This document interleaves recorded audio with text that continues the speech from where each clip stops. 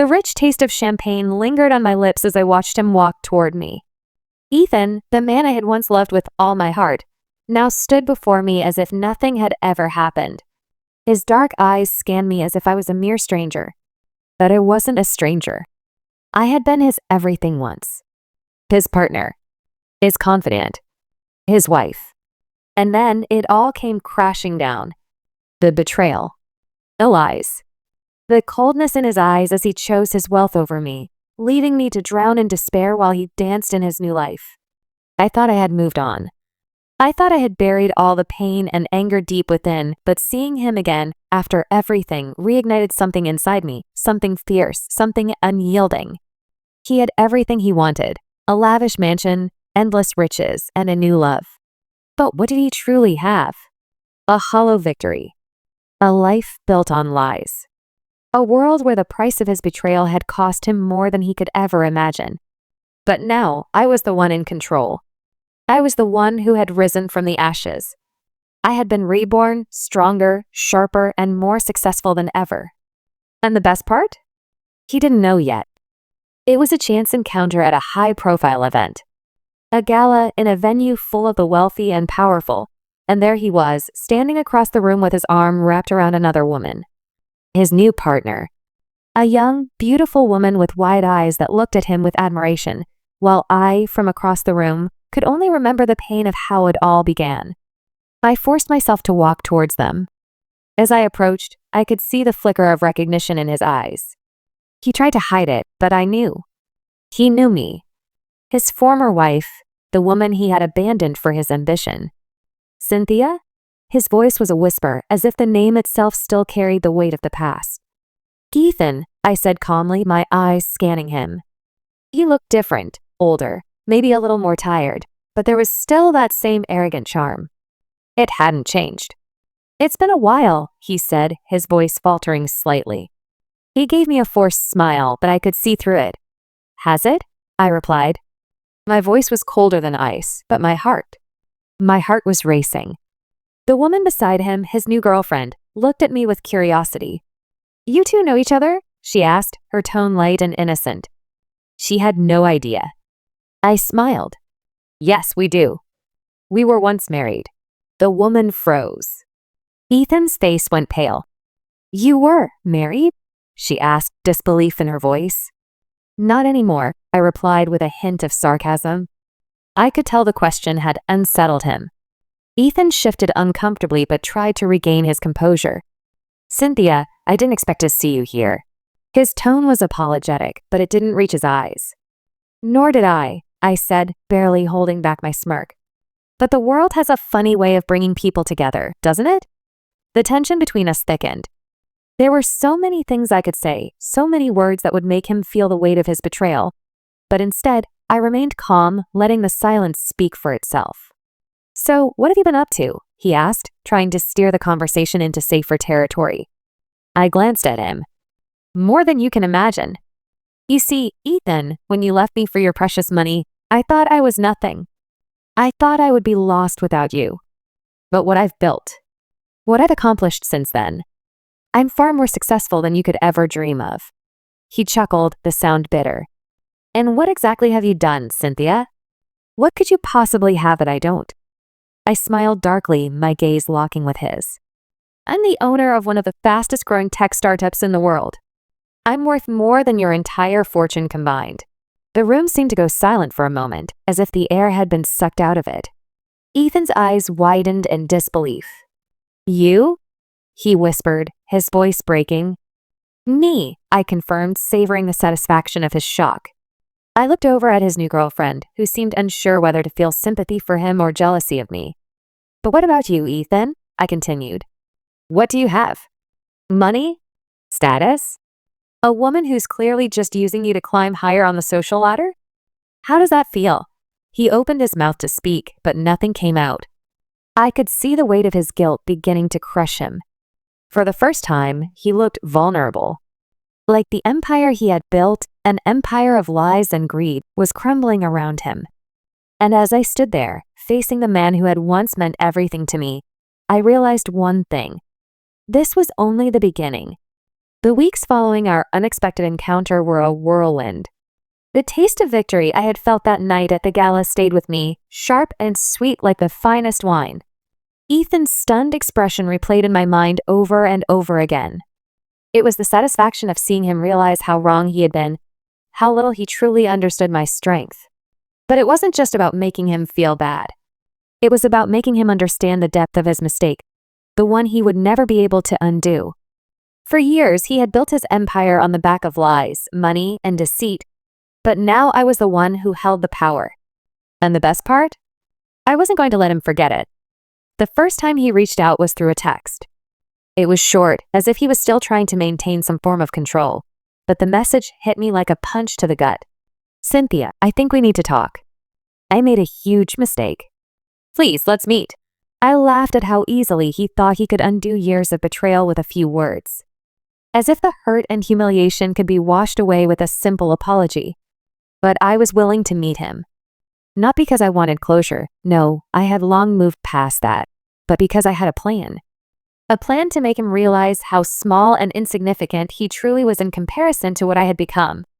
The meeting was set for a small, upscale cafe on the outskirts of town, a place I knew he'd feel comfortable in. I arrived early, sitting at a corner table where I could watch the entrance. When Ethan finally walked in, looking as if he had aged a decade in just a few short weeks, I almost felt sorry for him. Almost.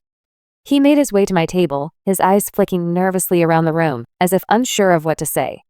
His hands were clammy, and his once confident stride was now uncertain, as if the man who had once ruled his world with arrogance was now crumbling under the weight of his past. "You look different," he said as he sat down, his voice unsteady. "I didn't expect you to be so successful." "Really?" I replied, my lips curling into a small smile. "And what did you expect, Ethan? Did you think I'd wither away without you? That I couldn't survive without your money and your empty promises?" His face flushed with guilt, but there was something else there too, something I hadn't expected. A glimmer of desperation. "Cynthia, I know I messed up. I know what I did was unforgivable, but I'm begging you, please, just give me a chance to explain." I leaned forward, my gaze piercing. "Explain? You betrayed me for money. You chose a life of greed over love. What could you possibly say to make that right?" He swallowed hard. I was blinded by ambition. I thought I could have it all. I thought I could climb higher, do more, become something greater. And I thought I could leave you behind and you'd be fine. But I was wrong. I could feel his sincerity, but it wasn't enough. He couldn't just waltz back into my life and expect forgiveness. Not after everything. "What happened to you, Ethan?" I asked, my voice softer now. "The man I once knew, the man I loved, would never have done what you did. What happened to that person?" He sighed heavily, his eyes downcast. "I don't know. I became someone I didn't even recognize. I thought I could build an empire that would make me happy, but all it did was make me lonely. I lost myself in the process." I watched him for a moment, considering his words. There was truth in what he said, but there was also something else, something beneath the surface that he wasn't telling me. "I see," I said finally. "But here's the thing, Ethan. I don't need you. I never did. I've built a life I'm proud of, and it's far better than anything you ever offered me. I'm not the woman you left behind, desperate and broken. I'm the woman who rose from the ashes, and I'm stronger than you could ever imagine." He opened his mouth to respond, but I cut him off. "I don't need your pity. I don't need your sympathy. What I need is something you can't give me." His eyes searched mine, trying to figure me out, trying to understand what I meant. "What's that?" he asked quietly. "Revenge." The word hung in the air between us, sharp and cold. He recoiled slightly, as if the word itself was a weapon. "Revenge?" he repeated. "Cynthia, I never thought you'd." I smiled again, this time with more force. "You don't get to make that decision. You don't get to tell me what I deserve. You took everything from me, everything I had worked for, everything we built together. And now it's my turn to take everything from you." As the days passed, Ethan tried to reach out to me again and again, but each time I shut him out. I was no longer the woman he had discarded for money. I was the woman who was going to take everything he had worked for and leave him with nothing. I knew what I had to do next. The game wasn't over yet. And this time, I would be the one on top. The days blurred together as I carefully plotted my next move. Ethan had underestimated me, something he would soon regret. I wasn't just playing for revenge. I was playing for control, for the power he had stolen from me. And I had all the time in the world to watch his empire crumble under the weight of its own corruption. Ethan had built his fortune on the backs of others. His business dealings were ruthless, and his so-called success was a result of manipulation and deceit. Now, I was going to take that very foundation and turn it into his downfall. I began by researching everything I could about his company, its finances, its shady dealings, the people he had stepped on to get to the top. His success was built on lies, and it wouldn't take much to expose it. But I needed to be careful. I needed to play my cards right. One wrong move, and he would find a way to twist it against me. But I wasn't the naive woman he had left behind. I was smarter now, sharper. The first step in my plan was simple: destabilize his public image. I started by quietly leaking information to a few trusted journalists about his company's illegal practices. It was a small leak at first, something that wouldn't raise too many suspicions. Just a hint of financial mismanagement, a whisper of scandal. Enough to make people question his integrity. It didn't take long before the media caught wind. Articles began to surface about his company's questionable dealings. A report here, an accusation there. Slowly, like a ripple in water, the whispers grew louder. The public's perception of Ethan started to shift. The next part of my plan was more subtle. I began reaching out to former employees, people he had discarded like trash. I knew they would have stories to tell, stories that would paint Ethan in a much darker light. Most of them were scared to speak out, but I offered them a chance for revenge in exchange for the truth. All of them had felt his betrayal at some point, and now they wanted nothing more than to watch him fall. It didn't take long for the floodgates to open. One by one, former employees came forward with damning evidence. Emails, contracts, recordings of conversations, all of it pointed back to Ethan's corruption. The walls were closing in on him. But what he didn't know yet, what he couldn't possibly understand, was that I wasn't just taking his company down. I was taking everything from him: his reputation, his pride, his sense of control. One evening, as I sat in my office, my phone buzzed with a message. It was from an unknown number, but the name at the top of the message caught my attention. Ethan. He's trying to reach you. He won't stop. I chuckled to myself. He hadn't learned his lesson yet. He thought that after everything he had done to me, I would just roll over and let him back into my life? No, Ethan. I wasn't that woman anymore. I decided to play along just to see how desperate he truly was. What does he want? I replied. He wants to meet. He says he's sorry. He says he's willing to do anything to fix things. Anything? I typed back, my fingers hovering over the screen. Tell him I'll meet him, but only on my terms. I knew this was my moment. I had him where I wanted him, cornered, desperate, and clueless about the storm I was about to unleash. The meeting was set. This time, we wouldn't meet in some public cafe. No, I needed a place where I could see every move he made, a place where I could make him feel small, just like he had made me feel all those years ago. I chose a luxurious penthouse suite overlooking the city. The place was all glass and steel, a symbol of my success. When he arrived, I made sure to keep him waiting just long enough to let him feel the sting of rejection.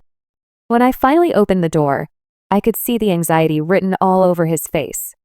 His eyes were frantic, searching for something, anything, to fix the situation. But there was nothing left to fix. The damage had already been done. You wanted to talk? I said, leaning casually against the doorframe. My voice was calm, but inside I could feel a thrill building. This was it. The moment I had been waiting for. He swallowed, his gaze darting between me and the luxurious surroundings. Cynthia, I don't know what to say. I've been trying to fix everything, but I raised my hand, silencing him. You can't fix this, Ethan. You've done enough damage already. His eyes narrowed. What are you talking about? I smiled, a slow, deliberate smile. You've been busy, haven't you? All these months trying to make up for your mistakes. Trying to win back what you lost. But the truth is, Ethan, you've already lost it all. His face went pale. What do you mean? I stepped into the room, my heels clicking sharply against the marble floor. Your empire is crumbling, Ethan. The articles, the leaks, the former employees. It's all coming out now. People are starting to see you for who you really are. His eyes widened in panic. You did this? Of course I did, I replied coolly. You betrayed me for money, for power. You thought you could get away with it. But I've been playing this game much longer than you ever realized. He stepped forward, desperation in his eyes. Cynthia, please. I'll do anything. I'll make things right, I swear. Just tell me what you want. I took a deep breath and smiled one last time. What I want is for you to feel the weight of your choices. I want you to understand just how small you are now. Because while you were building your empire, I was building mine. And now I own everything you ever wanted. Ethan's face twisted in a mixture of anger and fear, and for a moment, I saw the man I had once known, the man who thought the world revolved around him. But that version of him was long gone, and what stood before me now was a hollow shell, scrambling to hold onto whatever fragments of power he still had left. You don't understand, do you? I asked softly, my voice dripping with contempt. All these years, you thought you could control everything. You thought you could buy people, buy love, buy loyalty. But you can't buy respect. You can't buy what truly matters. He clenched his fists, his jaw working as if he was fighting to control his emotions. This isn't over, Cynthia. You can't just take everything from me and expect me to walk away. I took a step closer to him, my heels clicking loudly against the floor. You had everything, Ethan. And now, you have nothing. You can't buy your way out of this. No matter what you do, no matter how much money you throw at it, you'll never be able to undo the damage you've caused. His expression faltered, and for the first time, I saw a flicker of genuine regret in his eyes. I never wanted this to happen. I just wanted to be successful. I wanted more than what we had. But I never thought it would cost me. I let his words hang in the air, savoring the way he was finally starting to understand the weight of his actions. For years, he had treated me like I was disposable. But now, it was him who was fighting to keep everything from slipping away. You could have had it all, I said softly, almost pityingly. But you chose the wrong path. And now, you'll pay the price. Days passed, and the pressure on Ethan only grew. The media frenzy around his company's corruption escalated, and former allies began to turn on him. It was only a matter of time before the board of directors would make their move. I knew it would happen soon. They wouldn't want to be associated with a sinking ship. But it wasn't just his company I wanted to destroy. No, I had bigger plans for him. Ethan had built his life on the backs of others. But now, I was going to take away his most prized possession, his pride. I was going to make him watch as everything he worked for collapsed, piece by piece, until he was left with nothing but the consequences of his own actions. One evening, as I sat in my office reviewing the latest round of financial reports, I received a phone call from one of my trusted sources. It's happening, the voice on the other end said, barely able to contain the excitement. The board's meeting tomorrow. They're voting to remove Ethan from his position. He's done. A thrill shot through me. The final act was unfolding, and soon Ethan would be powerless. Perfect, I said, my voice calm. Let me know as soon as it's official. I want to be there when he finds out. The next day, I watched as the news broke. Ethan's name was all over the headlines, but this time it wasn't for his success. It was for his downfall. The board had voted to oust him, citing serious ethical violations and a pattern of financial misconduct. It was a bitter pill for him to swallow, but it was just the beginning. I waited a few hours before I made my move. I knew exactly where he would be. His penthouse, alone, brooding over what had just happened.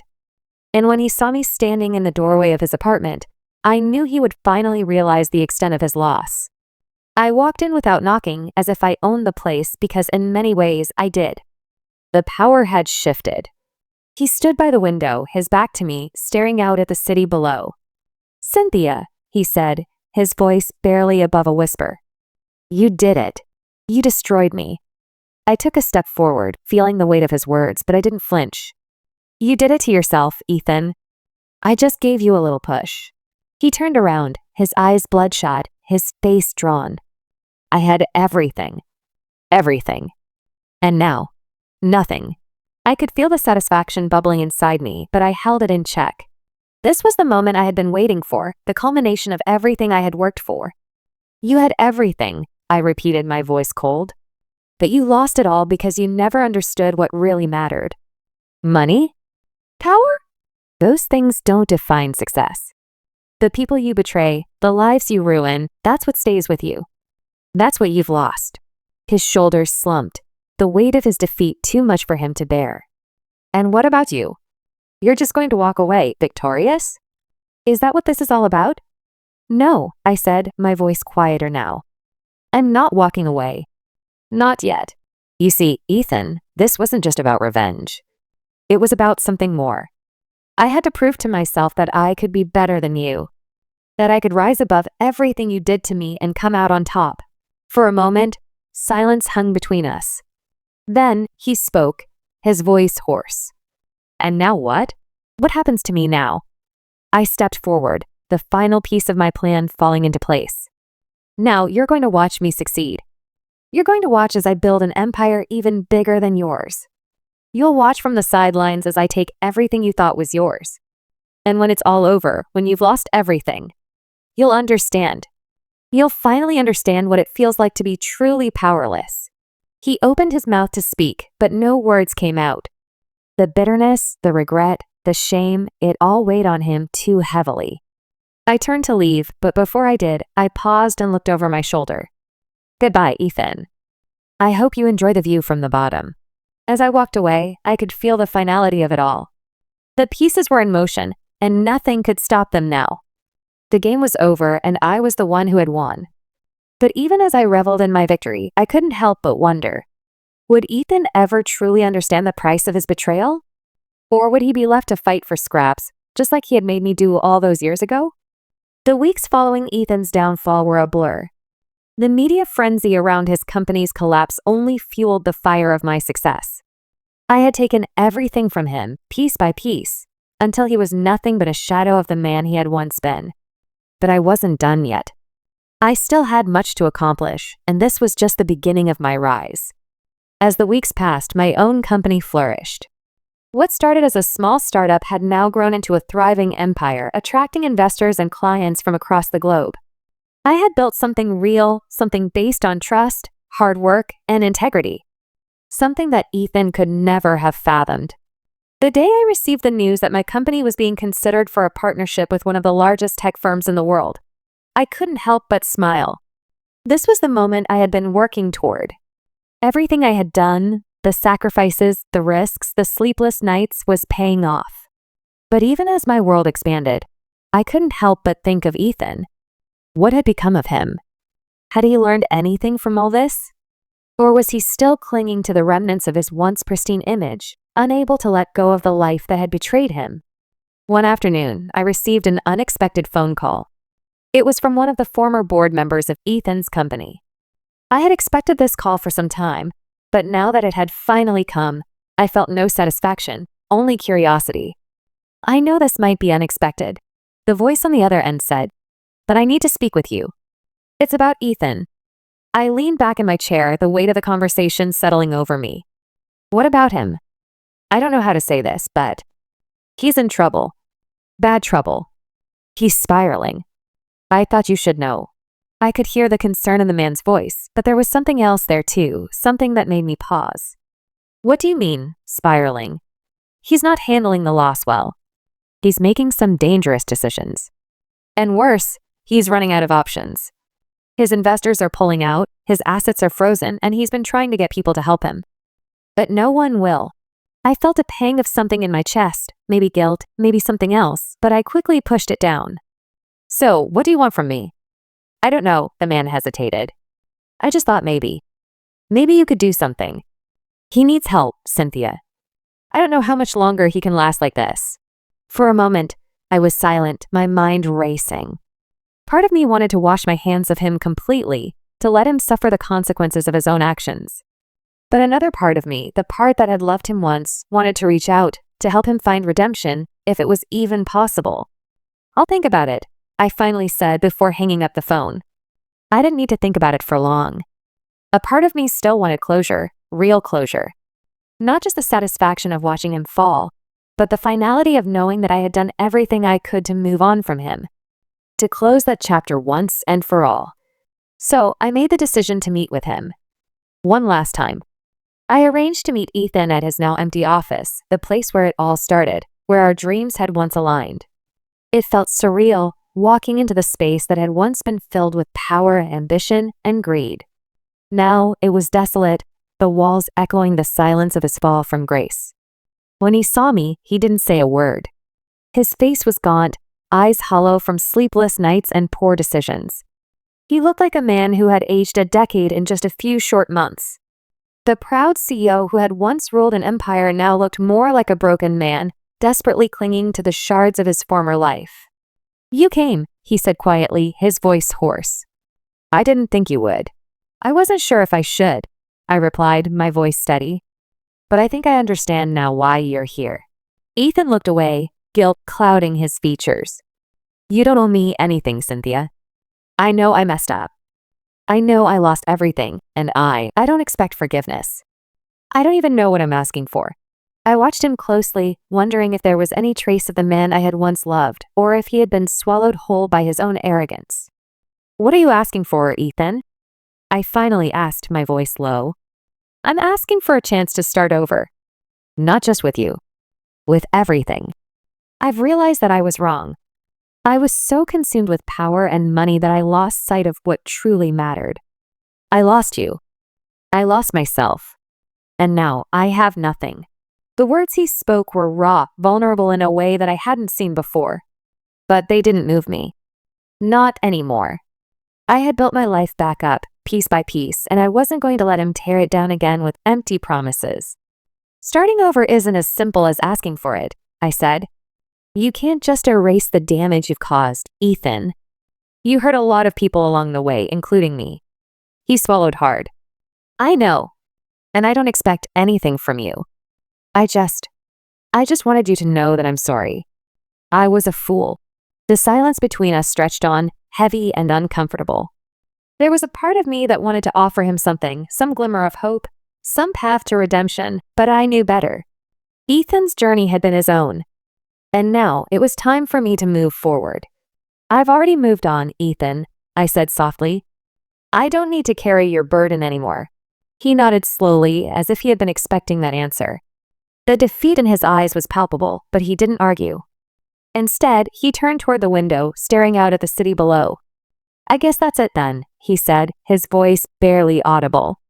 "I've lost it all." I stood there for a moment longer, watching the man who had once been my everything crumble before me. And then, without saying another word, I turned and walked away. There was no sense in looking back. My future was already written, and it was one that had nothing to do with him. The days after my meeting with Ethan were quieter than usual. The sense of closure I had longed for had settled within me.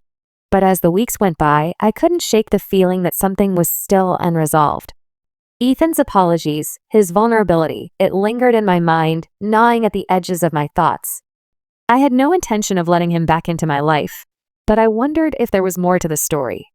Could people really change? Could Ethan truly make amends, or had he simply fallen into despair, never to rise again?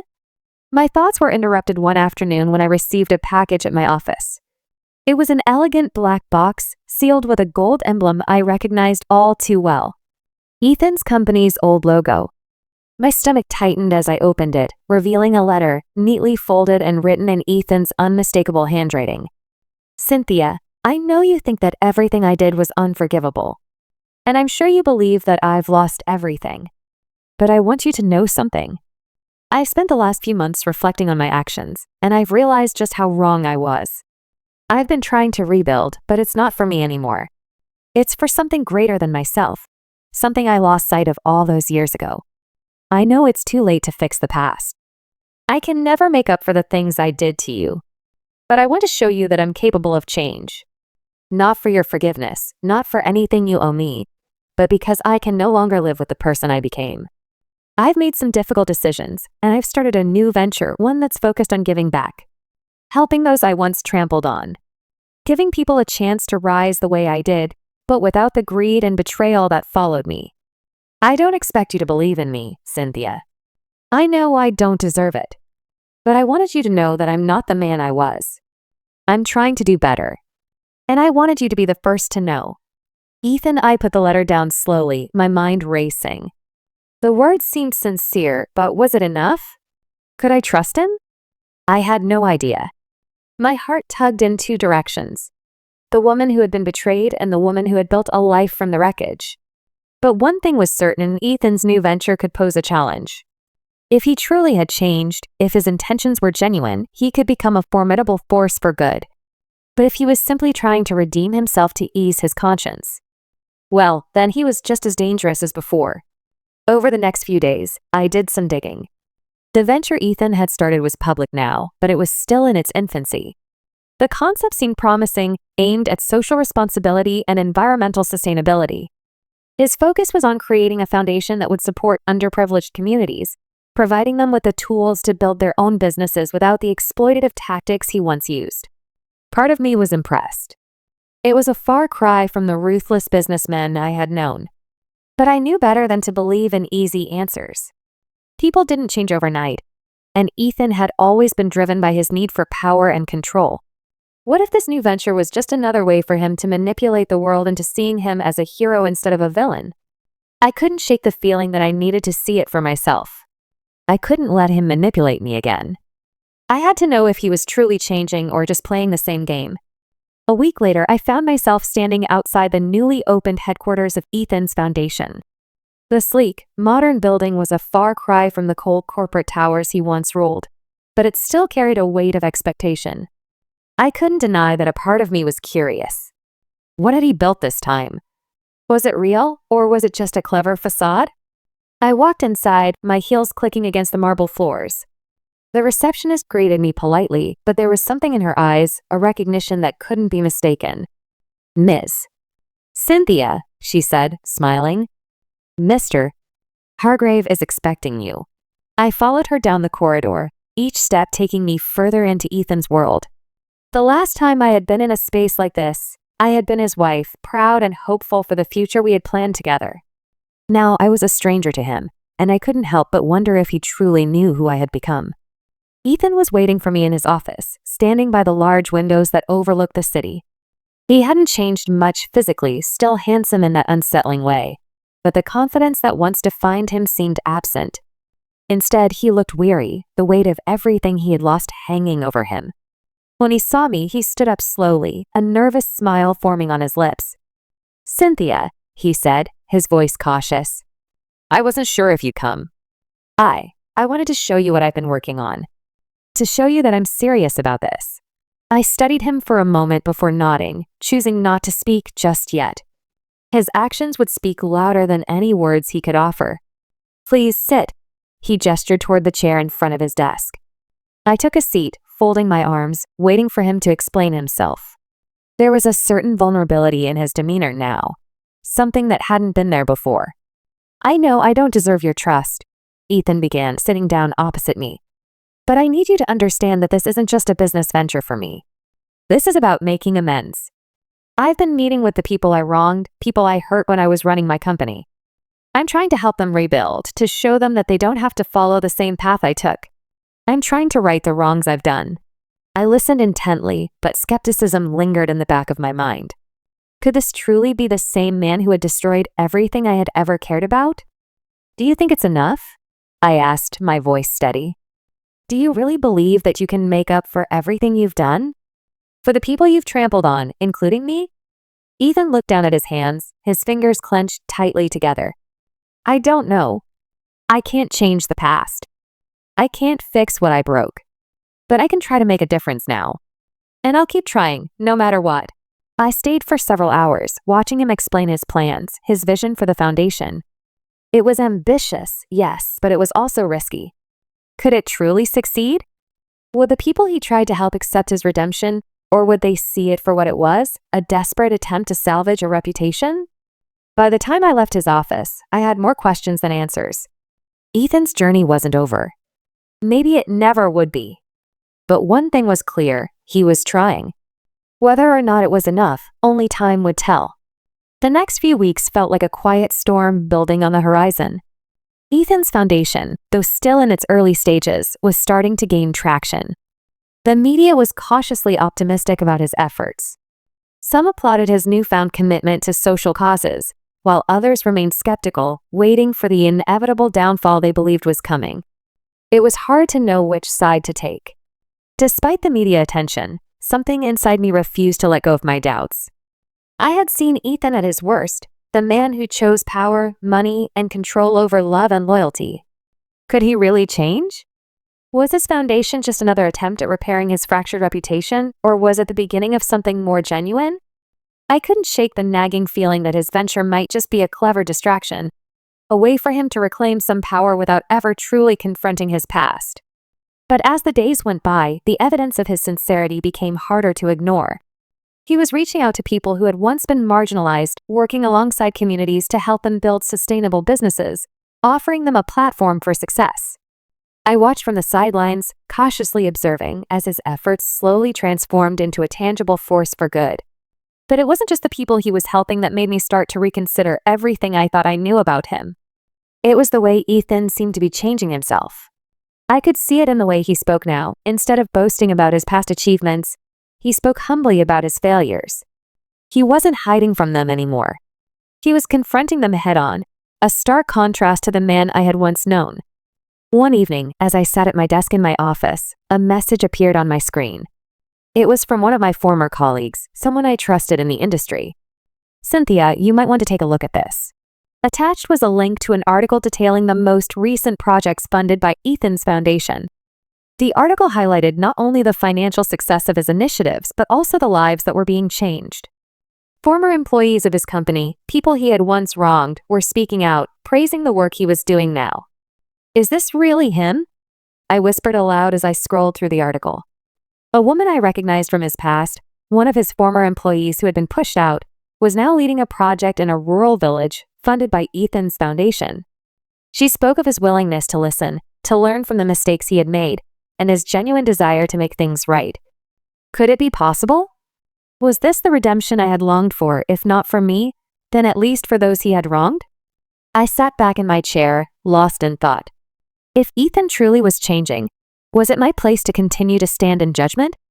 Or was it time to consider the possibility that he had genuinely turned a corner, one that led him away from the man I had once loved and into a new life, one that could truly make a difference? Days later, I found myself back at the headquarters of Ethan's foundation, though this time, my visit wasn't motivated by curiosity alone. I had begun to question my own motivations, my own beliefs. Was I clinging to the past, holding on to the pain he caused me, or was it time to let go and allow both of us to move forward? Ethan was busy when I arrived, but his assistant told me he would be with me shortly. I paced in the lobby, nervous for the first time since our last meeting. My heart felt heavy with the weight of the decision I had to make. Was I going to confront him again, asking him to explain his every move, or was I going to accept that he had done something real, something worth acknowledging? I didn't have long to wait before Ethan walked through the door. His expression was a little more guarded than I remembered, but there was still a glimmer of hope in his eyes that made my heart skip a beat.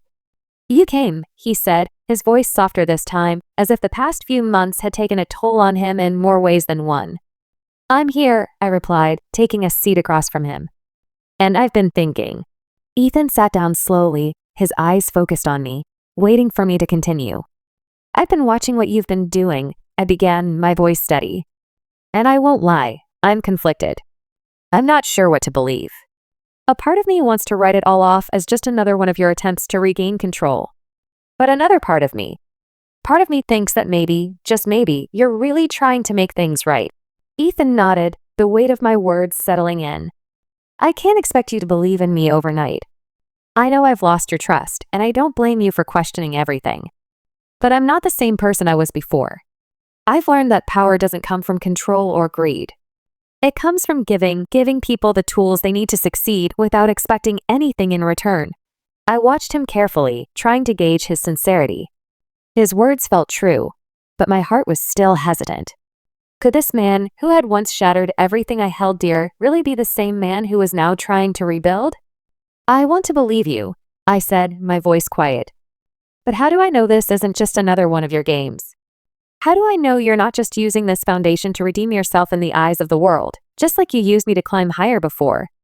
Ethan's eyes darkened, and I could see the pain in them. I understand why you'd think that. I understand that I don't deserve your trust. But I'm asking for it anyway. What I'm doing now, it's not for me. It's for everyone I hurt. It's for the people I lied to, the ones I betrayed, and especially for you. I'm trying to prove to you that I'm not that man anymore. I'm trying to show you that I can be something good. The silence between us stretched on, heavy with unspoken emotions. It was almost too much to bear, but as I looked into his eyes, I saw something I hadn't expected, regret, yes, but also hope. Hope that, perhaps, it wasn't too late for either of us to change. I don't know if I can forgive you, Ethan, I said softly, but I can see the change in you. And that's more than I ever expected. His shoulders sagged in relief, and for the first time in a long while, I saw a flicker of peace in his face. It wasn't much, but it was enough. I won't stop, Cynthia, he said, determination in his voice. I'll keep fighting to make things right. For you. For everyone. I nodded, feeling the weight of the decision I had made settle on my shoulders. It wasn't a clean resolution, and it wasn't easy. But for the first time in a long time, I allowed myself to consider that maybe, just maybe, Ethan was truly changing. And maybe, just maybe, there was a way for both of us to find peace. The days following my conversation with Ethan were filled with a strange quiet. My mind felt like a battlefield, constantly torn between the past and the present. I had finally allowed myself to entertain the possibility that Ethan could change. But the question still haunted me. Was this real, or was I simply giving him another chance to hurt me? I tried to focus on my own endeavors, my growing company, my new goals, the future I had been carefully building. But there was no denying that Ethan's shadow loomed over everything. The memories, the pain, the betrayal, it was all still there, hovering in the background. I knew I had to make a choice. I had spent so much time running from the past, from the hurt he had caused me, but I couldn't run forever.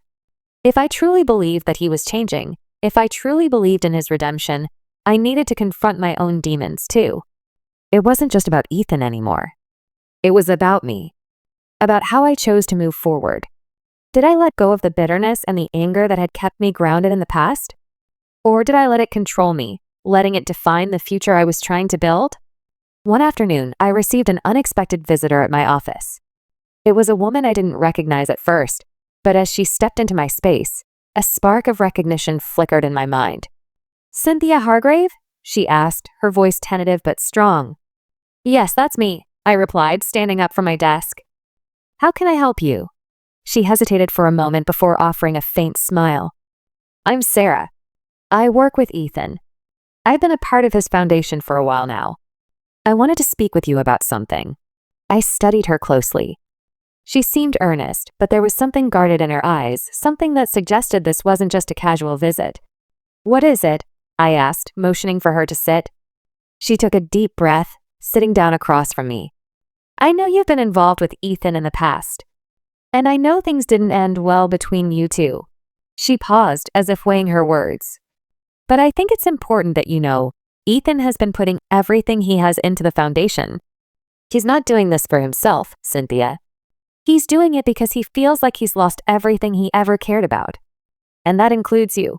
I leaned back in my chair, my heart skipping a beat. What are you trying to say?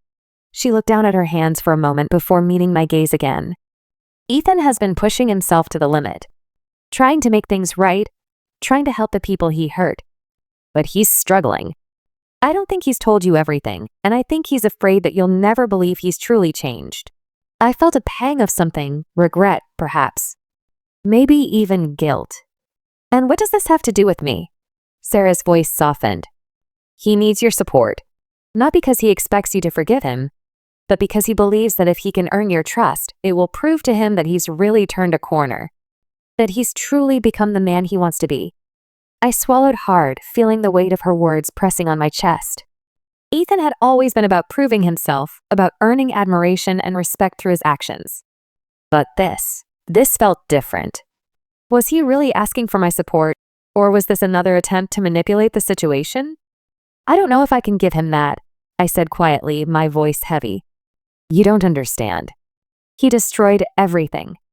He used me, lied to me, and betrayed me. How can I trust him now? Sarah nodded slowly, as if she understood the pain in my voice all too well. I know it's hard. But I've seen it, Cynthia. I've seen the way he's changed. I've seen the way he talks about you, the way he regrets everything he did. He doesn't expect you to forgive him overnight. He knows that trust takes time. But he's trying. I've never seen him try this hard before. There was silence between us, heavy and thick. Sarah's words echoed in my mind, but I wasn't sure what to make of them. Could it be true? Could Ethan really have changed that much? Or was this just another layer of manipulation? The next day, I found myself back at Ethan's foundation, sitting in the same office where we had met just weeks before. This time, there was no grand conversation planned, no dramatic speech. I was here simply to observe, to see if what Sarah had said was true. Ethan was at his desk, working quietly as I entered. His eyes flicked up, and for a moment, I saw the same nervousness I had seen when he had first met me after everything fell apart. "Cynthia," he said softly, standing up. "I didn't expect you to come by again." I nodded, not quite sure what to say. "I've been thinking," I began, my voice steady. "About everything. About the foundation. About you." He sat back down, his face unreadable. "I don't expect anything from you, Cynthia. I just want you to see the work I'm doing. The work that I'm committed to. I know I can't undo the past, but I'm doing everything I can to make up for it." "I've seen some of it," I replied, taking a seat across from him. "And it's impressive. The projects, the outreach, it's clear that you're trying. But I don't know if that's enough." Ethan's gaze dropped to the desk as if the weight of my words had hit him harder than he expected. "I understand. I don't expect you to forgive me, not right away. I don't even expect you to trust me. But I'm doing this for me now, Cynthia. Not for anyone else. I'm doing it because I need to prove to myself that I can be better than the man I was." For a long moment, neither of us spoke. There was an undeniable shift in the air, a quiet understanding that things had changed, but that nothing could ever go back to the way it was. We couldn't erase the past, but maybe, just maybe, there was a chance for the future. As I left Ethan's office, the weight of the decision I was facing felt heavier than ever. The foundation, his commitment, it all seemed real. But could I really believe in him again?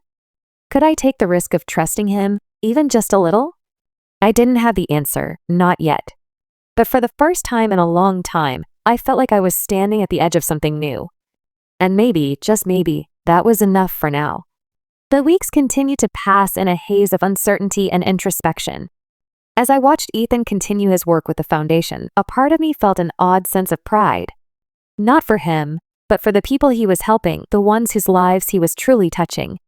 At the same time, though, my own emotions remained conflicted.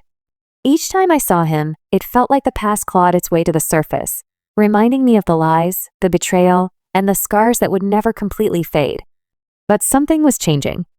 I could see it in the way he carried himself, the way he spoke of the future. Ethan had always been a man driven by ambition and pride, but now there was humility in his actions. He wasn't just trying to fix the world, he was trying to fix himself, piece by broken piece. It wasn't the man I had once known, the one who had shattered everything in his pursuit of power, but it was a man who seemed to understand the true cost of his past mistakes. And maybe, just maybe, that man deserved a second chance. Still, I wasn't ready to jump in and forgive him. It was a slow process, an agonizingly slow one. And every day, I found myself torn between the desire to move forward and the fear of falling back into the same cycle that had hurt me so deeply. One evening, as I sat in my office going over new business proposals, my phone buzzed. The message was from Sarah. "I need to talk to you. It's about Ethan. Can you meet me?" Without hesitation, I agreed. Sarah had become an unexpected ally throughout this process. I still didn't fully trust her, but I had come to respect her dedication to Ethan's cause. She was the one person who seemed to understand the depth of his transformation, and I needed to hear what she had to say. The next afternoon, I met Sarah at a small cafe downtown. She was already seated when I arrived, a cup of tea in front of her. She looked up as I approached, offering a tight smile. "Cynthia," she greeted me warmly, though I could tell there was an urgency to her demeanor. "Is everything okay?" I asked, sitting across from her. She nodded. But there was something in her eyes that told me this conversation was going to be heavier than I expected. "I've been talking to Ethan more," she began, "and I know you've seen the changes he's making with the foundation. But there's something I think you need to know. Something that might change how you see all of this." I leaned forward, my curiosity piqued. "What is it?" Sarah took a deep breath, choosing her words carefully. "Ethan's been dealing with some serious personal struggles. And I don't just mean the guilt from his past. He's been running into roadblocks that go beyond the foundation, issues that have started to affect him physically and mentally." I frowned. "What do you mean? Is he okay?" Sarah nodded slowly. "He's been burning the candle at both ends, trying to fix everything. Trying to make up for the years he spent building something that only hurt people. But the pressure is getting to him. He's been avoiding medical help, pushing himself too hard. I think he's afraid of losing everything he's worked for, and more importantly, he's afraid of losing your respect." I sat back, processing her words. Is he really that far gone? Is he really in that much pain? Sarah's expression softened. Yes. And no, he's not the man he used to be, but he's struggling. This whole process, this redemption arc, it's taking its toll on him in ways that he hasn't shared with anyone.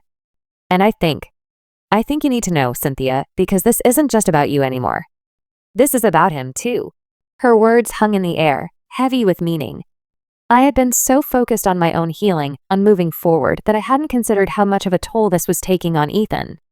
My heart clenched as I thought back to everything I had witnessed, the sleepless nights, the long hours spent on his projects, the relentless pursuit of a redemption he might never fully achieve. But was it enough for me to let him back into my life? Was it enough to risk everything I had built just to help him? That evening, I sat alone in my apartment, reflecting on everything Sarah had said. It was easy to hold on to anger, to keep Ethan at arm's length, convinced that he wasn't worth the risk of my heart being shattered again. But now I was seeing him through a different lens. He wasn't perfect. He was far from it. But neither was I. I had made mistakes too. I had let the pain of the past control me for far too long. And if there was a chance, just a chance, that Ethan could be the man he claimed to be now, was I willing to take that risk?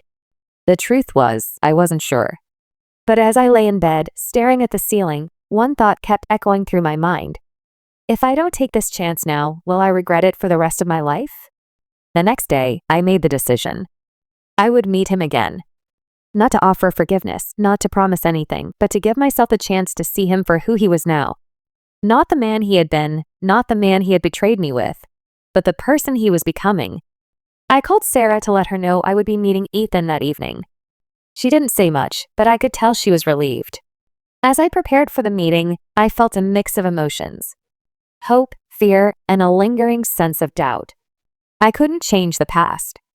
I couldn't erase the pain. But I could choose how I moved forward from here. And for the first time in a long time, I was ready to see where that path would take me. The evening of my meeting with Ethan arrived, and I found myself standing in front of the same sleek, modern building that housed his foundation. The city lights reflected off the glass walls, casting a cool glow over the sidewalk. My heart beat erratically in my chest, the weight of the decision I was about to make pressing down on me. I had spent so much time running from him, from the memories of what he had done, that I had almost forgotten what it felt like to truly see him. I wasn't going into this meeting with expectations, nor with the hope of reconciliation. There was too much hurt between us for any of that. But I had come to understand one thing. Ethan wasn't the only one who had changed. I, too, had evolved in ways I never anticipated. I had learned that forgiveness wasn't just for the person who wronged you. It was for your own peace. And if there was even the slightest possibility that Ethan was truly different now, then maybe it was worth exploring. For me. For closure. As I entered the building, I felt a sense of apprehension. This time, it wasn't because I was worried about what he might say or how he might try to manipulate me. It was because I was finally facing the truth that I had spent so long avoiding. Ethan's actions, his mistakes, had shaped me just as much as my own choices had shaped him. Our paths were forever intertwined, and now we were standing at a crossroads. Ethan was already waiting for me in his office, seated behind a sleek glass desk. His face softened when he saw me, a trace of vulnerability in his expression that caught me off guard. Gone was the arrogance, the confident businessman I had known all too well. In his place was a man who seemed tired, weighed down by the gravity of his past, and yet there was something else too, a quiet resolve. "Cynthia," he said, standing as I walked in. His voice was steady but tinged with uncertainty. "I wasn't sure if you would come, but I'm glad you did." I didn't sit immediately. Instead, I remained standing, my arms crossed. "I'm here, Ethan, but not because I've made up my mind about anything. I came because I need to see for myself if everything I've heard, everything I've seen, is real. If you're really the man you claim to be now." He nodded as if he had been expecting this. "I understand. I know I can't change the past, but I want to show you that I'm not the same person anymore. I want you to see that, not just with words, but with actions." I finally took a seat across from him, the space between us feeling larger than it ever had before. There was a time when sitting in this very office felt natural, comfortable, like I belonged here beside him. But now it felt foreign. Strange. "How are you, Ethan?" I asked softly, leaning forward slightly. "How are you really?" He paused for a moment, his eyes searching mine. I'm trying. It's hard. There are days when I want to give up, when I feel like I'm not making any progress, but then I remember why I'm doing this. Why I'm putting myself through all of this. It's not just about fixing things with you, Cynthia. It's about fixing me. The person I was, the man who hurt so many people. I have to face that every single day. His words were raw, honest, and I could see the weight of them in the way his shoulders slumped, the lines on his face more pronounced than I remembered. It was strange. This was the man I had once loved, the one who had always been so determined to win, to control. But now it was as if the game had changed, and he was no longer playing by the same rules. "You've changed," I said quietly, more to myself than to him. "I can see that." Ethan let out a slow breath, his gaze flickering to the floor for a moment before meeting mine again. "I know I'm asking a lot of you. I don't expect you to forgive me, not yet, not ever if you don't want to. But I want you to know that I've taken responsibility for everything I did. I know I don't deserve it, but I want to make things right. Even if that means I have to spend the rest of my life making amends." I looked at him, really looked at him.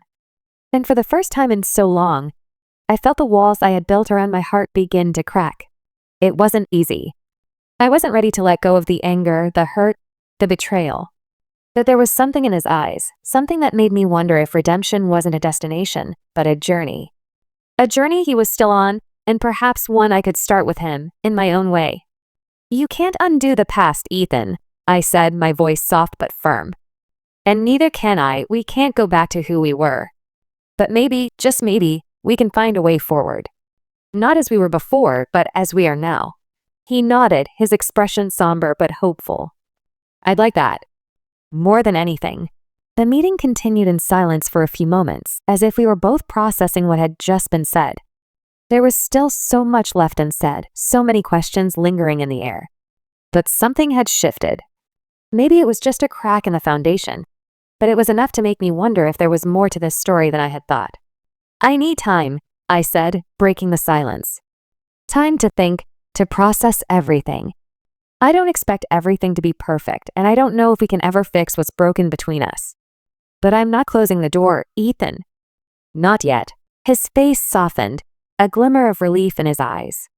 "Thank you," he whispered, his voice thick with emotion. "That's all I've been asking for. A chance." I stood preparing to leave, but before I could walk away, Ethan spoke again. "Cynthia, no matter what happens between us, I want you to know that you've changed my life. You've taught me what it means to be human again, to care about something bigger than myself. Even if you can't forgive me, I'll never stop trying to be better." I paused at the door, the weight of his words sinking in. He was trying, I could see that. And maybe, for the first time in my life, I was willing to try too. The following weeks were a quiet reflection of the moment I had shared with Ethan. The decision to allow myself the possibility of reconciliation, even if it was just an open door, had brought unexpected clarity. The anger that had burned inside me for so long began to fade, not because I was forgiving him, but because I was forgiving myself. I had spent years holding on to that pain, letting it define who I was, who I became. But now I could see the possibility of something new, not just for Ethan, but for me as well. Ethan continued to work diligently with his foundation, putting his time and energy into causes he once ignored. He reached out to the people he had wronged, offering restitution, not in the form of money or favors, but in the form of genuine service. His transformation was gradual, and I saw that it was not about some grand gesture to win my forgiveness. It was about proving to himself that he could be a different person, one who lived with integrity, regardless of the outcome. As for me, I threw myself deeper into my own work, my company, my projects, and most importantly, my own growth. I realized that for the first time in a long time, I was no longer a prisoner to the past. Ethan wasn't the only one who had learned to let go. We never became the people we once were. We never found our way back to the love we had shared. But what we found instead was something far more powerful: the courage to face the past, to understand the consequences of our actions, and to move forward without erasing our mistakes. It wasn't perfect, but nothing in life ever is. What mattered was the direction we chose to take.